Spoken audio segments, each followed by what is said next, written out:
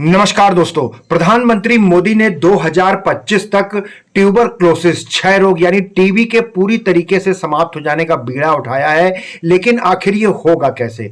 हम उत्तर प्रदेश की बात करें, देश की बात करें तो चिकित्सा के यानी जांच और उपचार की सारी आधुनिक पद्धति मौजूद हैं, लेकिन फिर भी ट्यूबरक्लोसिस जन स्वास्थ्य के लिए एक गंभीर चुनौती बनी हुई है।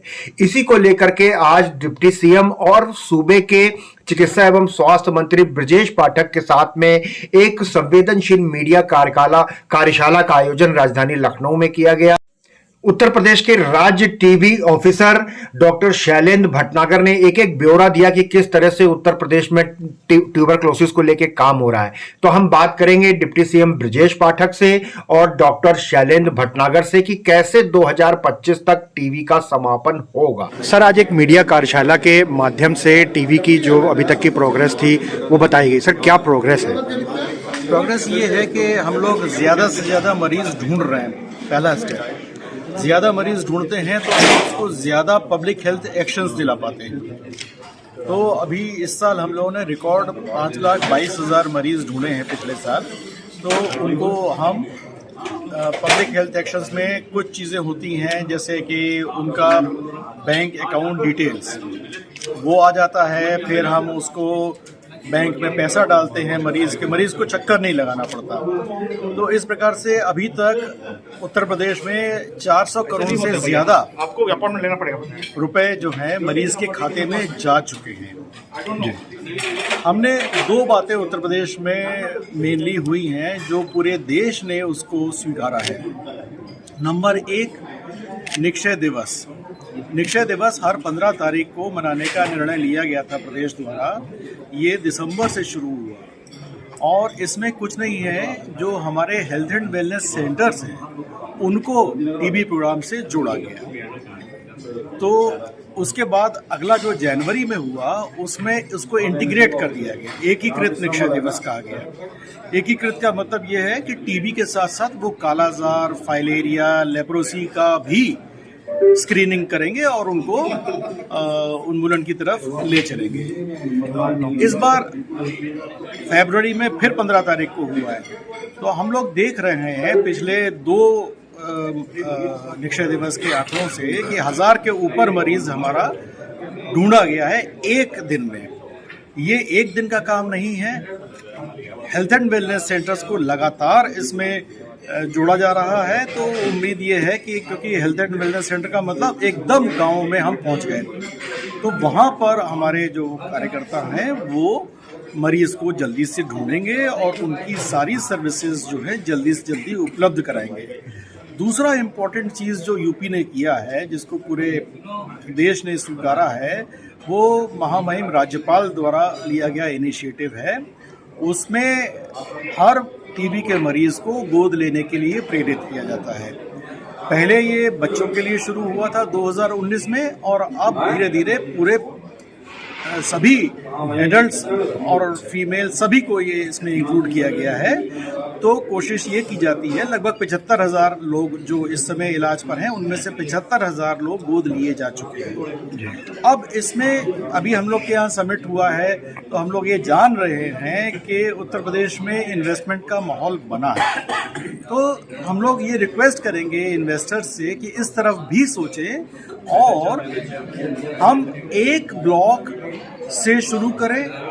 ऐसा हुआ है कई जगहों पर कि एक एक दो ब्लॉक्स पूरे ले लिए गए हैं, वहाँ पे जितने भी मरीज हों उनको ये गोद ले लेते हैं और गोद लेने के बाद सिर्फ उनको पोषण पोटली नहीं उपलब्ध कराते, साथ में उनको रोजगार के अवसर, उनको ट्रेनिंग संबंधी ज्ञान, स्किल ट्रेनिंग जैसे कहते हैं, वो भी उनको प्रदान किया जाता है। जी सर, यहाँ पर एक सवाल ये है कि टीवी चैंपियंस को लेकर के चर्चा हुई थी कि उनको लेकर के आगे आएंगे, लेकिन वो कुछ पहल आगे नहीं दिखी। पिछले 15 दिन पहले हमने देखा कि एक राजेंद्र नगर में एक शुरुआत की गई, धर्म गुरुओं को जोड़ा गया, वो भी चीज़ आगे नहीं बढ़ पाई। मुझे लगता है कि सर ये काम आगे बढ़ता तो सिस्टमैटिकली हो रहा है।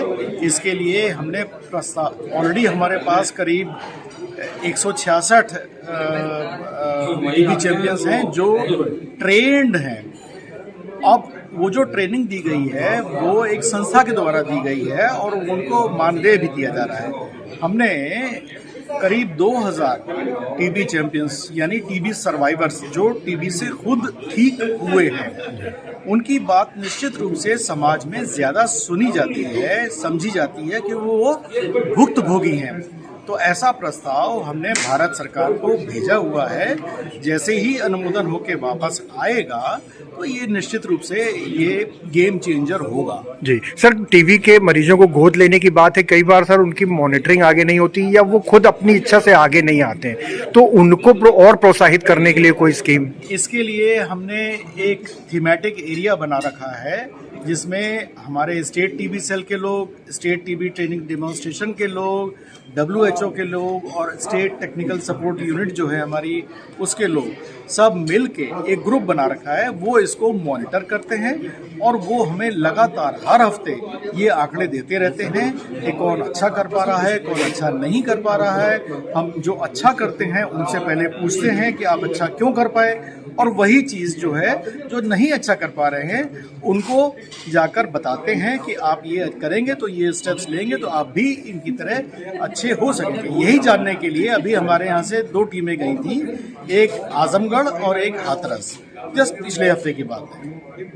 जी सर, एक अंतिम सवाल यह है कि 2025 का लक्ष्य है, क्या क्या बाधाएं अभी भी लग रही हैं कि लक्ष्य पूरा होगा कि नहीं होगा? देखिए, बड़ा स्पष्ट है कि हम लोग 3 स्तर पे काम कर रहे हैं।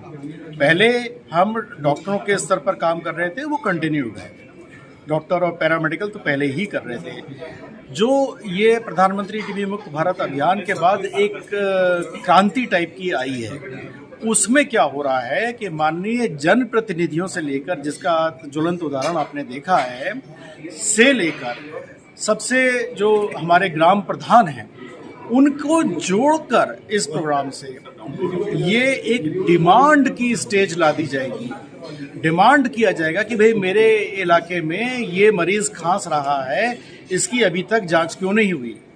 तो उस तरह से एक कम्युनिटी का इन्वॉल्वमेंट पूरी तरह से हो जाएगा। जैसे ही कम्युनिटी इन्वॉल्व होती है, जो ऑलरेडी शुरू हो चुकी है, तो हमारे पास संसाधन आज सारे हैं, डायग्नोसिस करने से लेकर इलाज करने तक। डायग्नोसिस हमारे पास DNA बेस्ड डायग्नोसिस करते हैं जो कि हर जिले में आज उपलब्ध है। ये छोटी बात नहीं है। ये पिछले 5 सालों में टीबी प्रोग्राम में क्रांति आई है अपने प्रदेश में। और इसी प्रकार से इलाज करना, अगर मैं ड्रग रेजिस्टेंट टीबी का मरीज बन जाऊं तो मेरी पॉकेट अलाउ नहीं करेगी।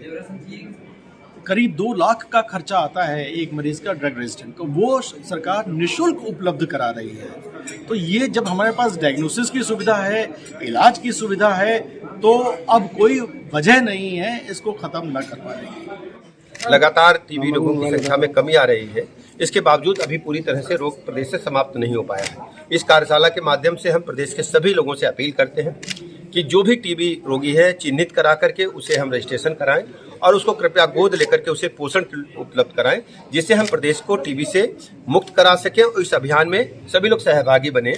ये मैं अपील प्रदेश के लोगों से करता हूं। अभी आर्थिक सहयोग उनको 500 रुपये प्रतिमाह ऑनलाइन दिया जाता है।